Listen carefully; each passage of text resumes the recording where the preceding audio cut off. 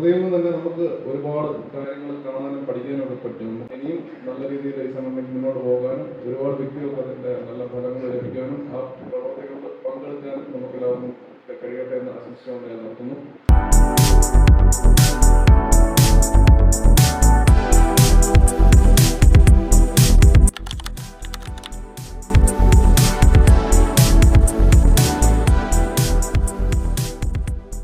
ഫൈസൽ ഖാൻ സാറിന് പകരം ഈ പരിപാടി ഉദ്ഘാടനം ചെയ്യാൻ വേണ്ടി നമ്മുടെ സ്വന്തം ജിതിൻ കെ ജോസിനെ ക്ഷണിച്ചുകൊണ്ട് നിർത്തുന്നു. നന്ദി, നമസ്കാരം.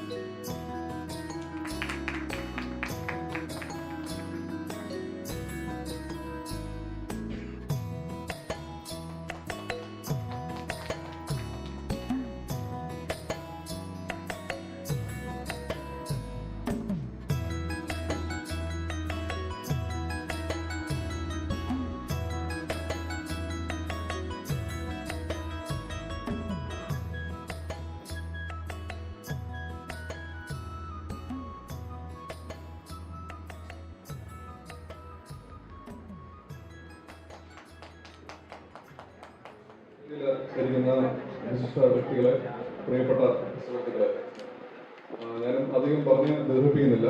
ആദ്യമേ തന്നെ ഞാൻ പണ്ട് നിങ്ങളുടെ ഞാൻ കൂടെ രചനയിൽ പങ്കാളിയ സിനിമയായിരുന്നു കുറുപ്പ്. അതിന്റെ ഒരു 3 വർഷം മുന്നെയാണ് ആ സിനിമ ഇറങ്ങുന്നത്. അന്നോട്ടെ സുമേഷ് ചേട്ടനെയും വ്യക്തിപരമായിട്ട് നല്ല പരിചയമുണ്ട്. അദ്ദേഹം ഞങ്ങളുടെ യാത്രയിലൊക്കെ ഒരുപാട് സപ്പോർട്ട് ചെയ്യുകയും ഒക്കെ ചെയ്തു. ആ ഒരു ബന്ധം അദ്ദേഹമായിട്ടുണ്ട്. ഇങ്ങനത്തെ ഒരു അവസരത്തിൽ എന്നെ കൂടെ ഭാഗമാക്കിയതിൽ ഉള്ള നന്ദി ആദ്യമേ അറിയിക്കുകയാണ്. ഇപ്പോൾ ഈ ഭാഗത്തൊക്കെ ഒരുപാട് പേര് ഞങ്ങളുടെ സിനിമ കാണുകയും അതിനെപ്പറ്റി ഒരുപാട് അഭിപ്രായങ്ങളൊക്കെ പങ്കുവയ്ക്കുകയൊക്കെ ചെയ്തു. അപ്പം ആ സിനിമയിൽ ഒരു വലിയ വിജയമാക്കുന്നതിന് നിങ്ങളൊക്കെ പിന്തുണയ്ക്ക് നന്ദി പറയുകയാണ്. പിന്നെ ഈ ഒരു പരിപാടി നമുക്കറിയാം, ഇതിൻ്റെ ഈ ചാനലിൻ്റെയും ഈ ഒരു സംഘടനയുടെ പേര് തന്നെ ഗാലറി ഓഫ് നേച്ചർ എന്നാണ്. പ്രകൃതിയോട് ചേർന്ന് നിൽക്കുന്ന ഒരു ചിന്താഗതിയും അതിൻ്റെ ഒരു കൺസർവേഷനും അതിൻ്റെ ഒരു നടത്തിപ്പൊക്കെ ആ പേരിൽ തന്നെ അടങ്ങിയിരിക്കുന്നുണ്ട്. അപ്പം പ്രകൃതിയിൽ നിന്ന് തന്നെ നമുക്ക് ഒരുപാട് കാര്യങ്ങൾ കാണാനും പഠിക്കാനും ഒക്കെ പറ്റും, നമുക്കറിയാം. അപ്പം ഈ പെട്ടെന്ന് മനസ്സിലോട്ട് വന്ന ഒരു ചിത്രം ഒരു കടുവയുടെയാണ്. കടുവയെപ്പറ്റി നമുക്ക് എല്ലാവർക്കും അറിയാം. നമ്മളെല്ലാവരുടെയും മനസ്സിൽ കടുവയെപ്പറ്റി ഒരു ഇമേജ് ഉണ്ട് നമ്മുടെ മനസ്സിൽ. കാട്ടിലെ രാജാവ് സിംഹം എന്നൊക്കെ പറഞ്ഞാലും ഒരുപാട് പേര് കൂടുതൽ ആരാധിക്കുന്ന, കൂടുതൽ കരുത്തുള്ള ഒരു ജീവിവർഗമാണ് കടുവയുടേത്.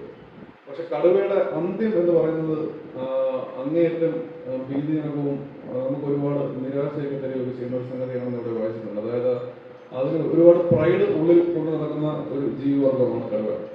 അപ്പോൾ അത് എന്തൊക്കെ ആരോഗ്യത്തിന് എന്തൊക്കെ ബുദ്ധിമുട്ടുണ്ടായാലും അത് സ്വയം വേട്ടയാടി ഒരു ഇരയെ പിടിച്ച് അതിനെ ഭക്ഷിച്ച് മാത്രമേ അത് കഴിക്കത്തുള്ളൂ. അതാണ് അതിൻ്റെ ഒരു നാച്ചുറൽ ഇൻസ്റ്റിങ്ക്റ്റ് എന്ന് പറയുന്നത്. അപ്പോൾ അതിന് കഴിയാതെ വരുന്ന അവസരത്തിൽ ഒരു രീതിയിലും ഭക്ഷണം പോലും കഴിക്കാൻ പറ്റാതെ അവിടെ ഒറ്റപ്പെട്ട് ഈ വിശപ്പും ദാഹവും ഒക്കെ സഹിച്ച് ഒന്ന് അനങ്ങാൻ പോലും കഴിയാതെ ഒരുപാട് പീഡകൾ സഹിച്ചാണ് അത് മരണത്തിലോട് എത്തിപ്പെടുന്നത്.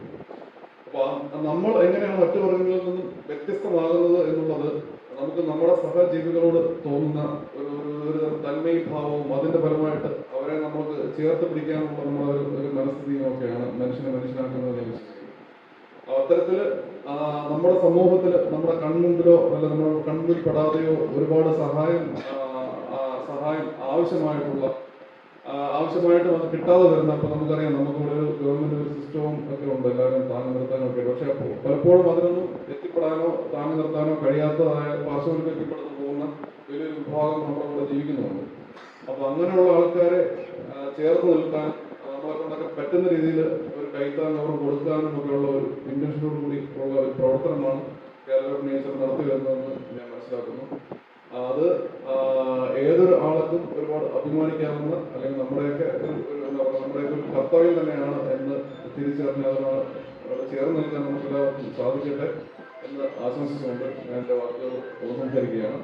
ഇനിയും നല്ല രീതിയിൽ ഈ സംഘടനയ്ക്ക് മുന്നോട്ട് പോകാനും ഒരുപാട് വ്യക്തികൾക്ക് അതിൻ്റെ നല്ല ഫലങ്ങൾ ലഭിക്കാനും ആ പ്രവർത്തികളിൽ പങ്കെടുക്കാനും നമുക്കെല്ലാവർക്കും കഴിയട്ടെ എന്ന് ആശംസിച്ചുകൊണ്ട് ഞാൻ നിർത്തുന്നു. നന്ദി, നമസ്കാരം.